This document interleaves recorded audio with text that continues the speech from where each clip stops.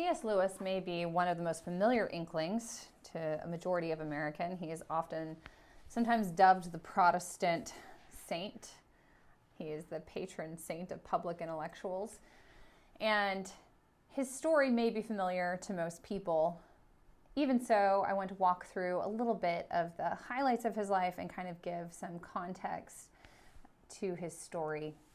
Much of his story you would get to hear about by reading his autobiography, The Shape of My Early Life, Surprised by Joy, and we will spend quite a bit of time talking about this work in particular, especially if you were in education. This is one of those books, along with Augustine's Confessions, which all educators should read and share.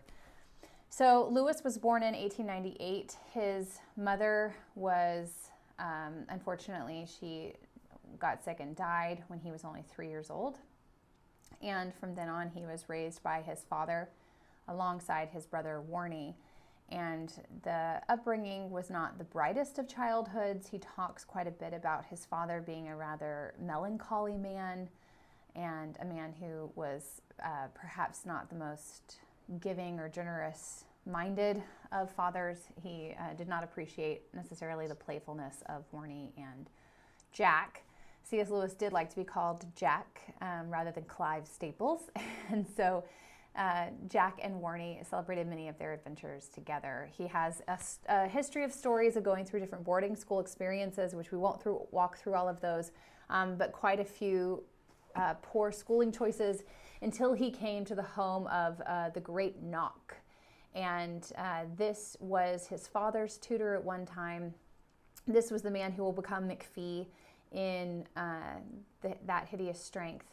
And this character is the rationalist, the materialist, the modernist. And this was the greatest joy for him after all of these different schools where he was having to pretend to be a certain person. And instead, he just got to be himself. He was the only student in the house, and he spent much of the day in joy, as you will get to read, and getting to delight in the pleasures of studying Latin and Greek. Most of our writers were classically educated, and so they studied primarily the ancients and the ancient stories, and that is what they started with. He did a little bit of French with the great Knock's wife in the evenings, but other than that, he primarily worked on the Greek and Latin, and actually took a first in Greek and Latin when he went to Oxford.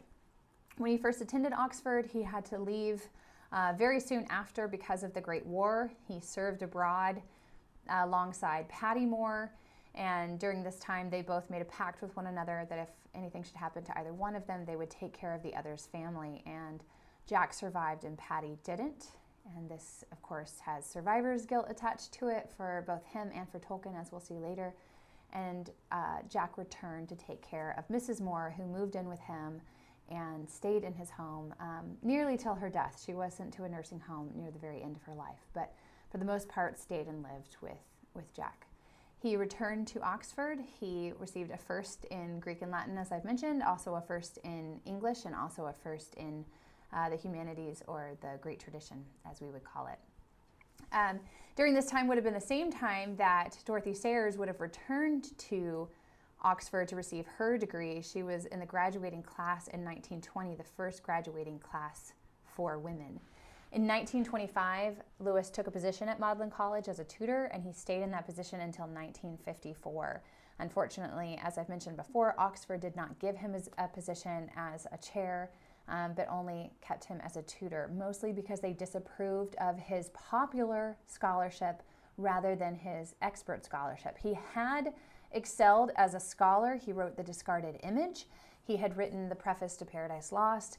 He had written quite a few academic pieces, but he was more well known for his public theology, namely his BBC broadcast in the 1940s, and also, of course, his novels, which we will read, the Ransom Trilogy, published between 1938 and 1945, and then his Narnia Chronicles, written between 1949 and 1954.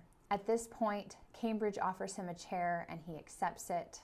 Later, for those who have watched The Shadowlands, you know that he marries Joy Davidman, who then dies, and he writes A Grief Observed, one of his beautiful pieces that was published originally anonymously.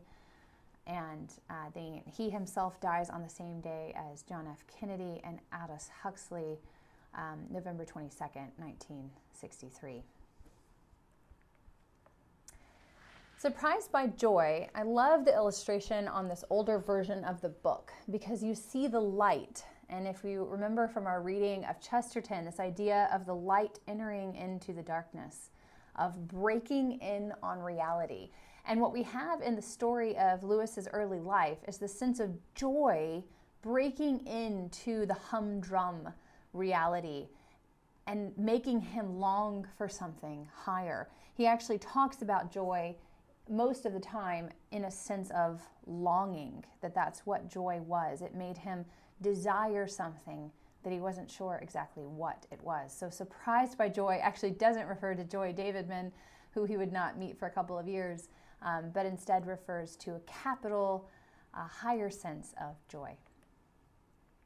The quest for joy. The book opens and says that it will tell the story of how Lewis passed from atheism to Christianity. And then it disappoints most people because of the 238 pages, only 197 of them focus on the imaginative life of Lewis and not on that move from atheism to Christianity, or at least that's what it appears. In fact, the move itself is building towards that. His discussion of how he moved from atheism to Christianity does not look anything like what he argues for in Mere Christianity, which are the basic logical moves that he makes, right? You think Mere Christianity, Jesus either has to be a lunatic, right? Or he has to be the Lord. And there's not really an in-between space for him, right? Or a liar, I guess there's the third option. But there's no, you can't just say he was a nice man. He's either a crazy person, a deceptive, evil person, or he is Lord of the whole universe. But this idea that he could be this lukewarm, nice person. Dorothy Sayers will say something along these lines in her BBC talks. She says most people generally consider Hitler to be a worse sort of man than Jesus. And yet what they don't realize is that if we think of the world only as it is and not as the world created by Jesus, in which Jesus suffered and died and was resurrected, if we don't think of that story, then it doesn't really matter whether Jesus or Hitler is your model, because at the end of the day, it all just passes away, it all just fades away. And so Lewis was kind of coming to this journey, this logical answer, this Pascalian wager way later in his life. What was building to that point was actually the imaginative foundation. And that's what leads him to embrace his faith.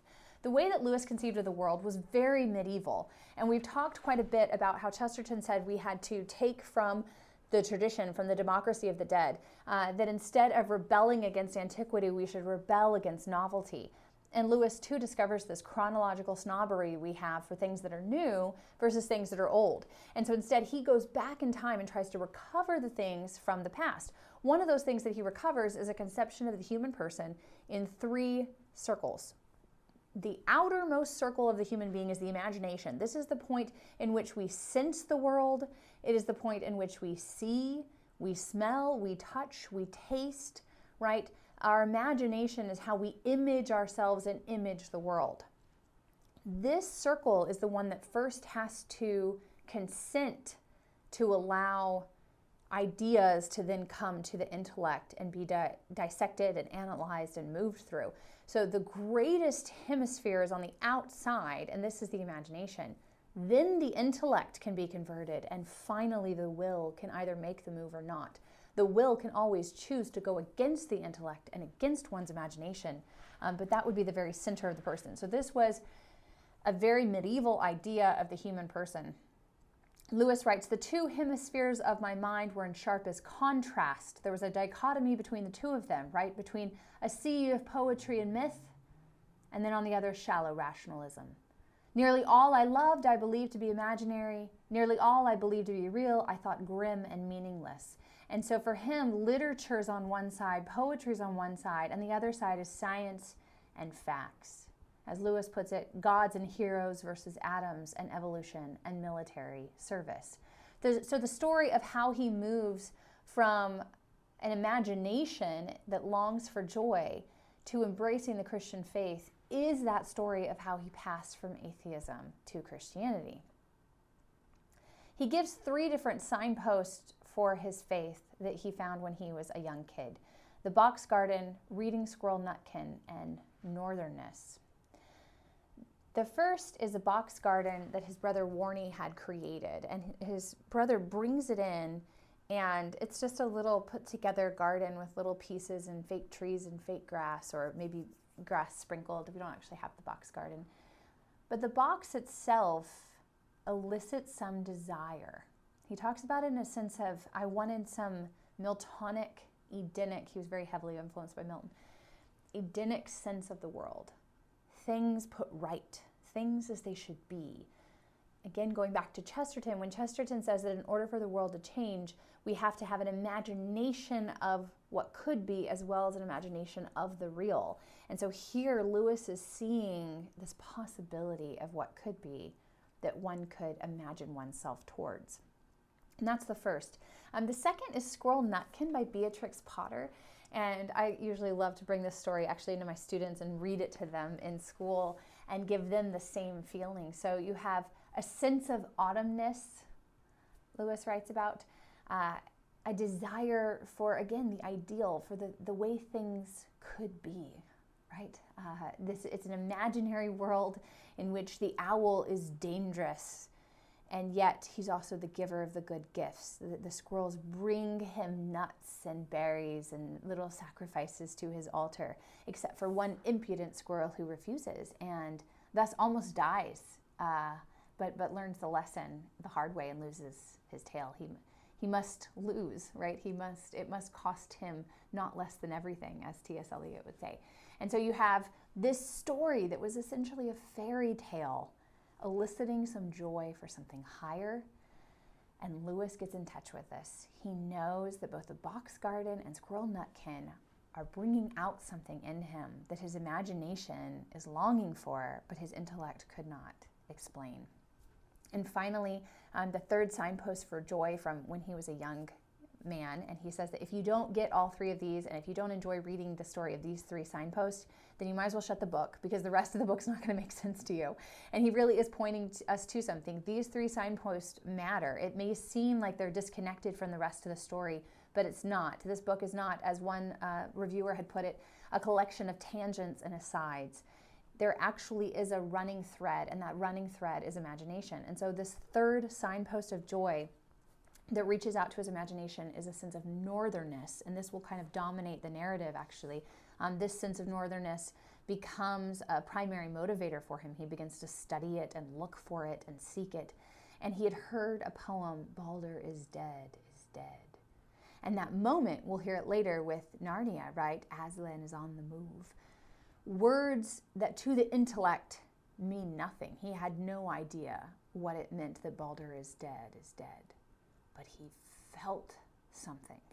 It elicited something in him. The power of the language to produce some feeling, some longing, what he will call joy, right? It elicited some feeling of joy in him. And these 3 signposts then become markers that kind of shape the rest of his quest, that shape his journey.